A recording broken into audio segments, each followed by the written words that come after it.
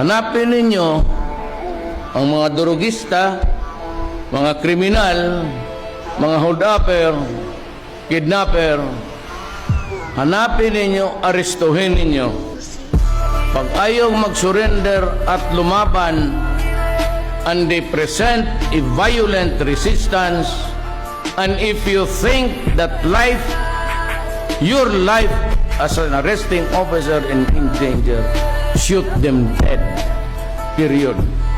That is the order until now sa inyo. Kaya sa Maynila, sabi nila bakit patayan nung nag-umpisa si Duterte? Kasi ang pulis takot. Alam ko, 23 years ako, ang pulis pag nadimanda, on the day na, alam mo, ang mga abogado, ganyan, abogado ako eh.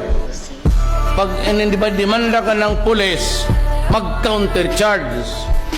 At minsan, yung hearing sa pulis, yung dinimanda niyang kriminal, na iwit, last to be heard, yung demanda ng kriminal sa kanya na una, and he gets suspended. And that day, pero mga officer, after 2 years, but that day, wala ng trabaho, wala ng pagkain, wala ng... Hindi naintindihan ng mga loko-loko eh. Kaya ang mga pulis takot. Nung ako nang na presidente, sinabi ko, go out. Ano yun ako? Go out and hunt down the criminals. Arrest them.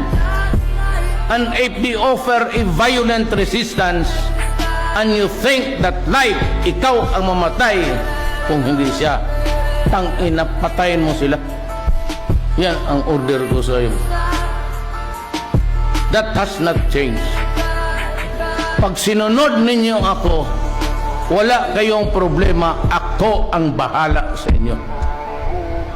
Hindi ako papayag na may militar o pulis makulong dahil sa utos ko, kasi ang bayan natin hirap.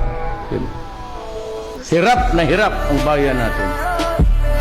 Sa mga drug syndicate. Ano? Yung babala nyo po sa mga drug syndicate na hindi tumitigil sa kanilang ano. Hindi ako nakikipag...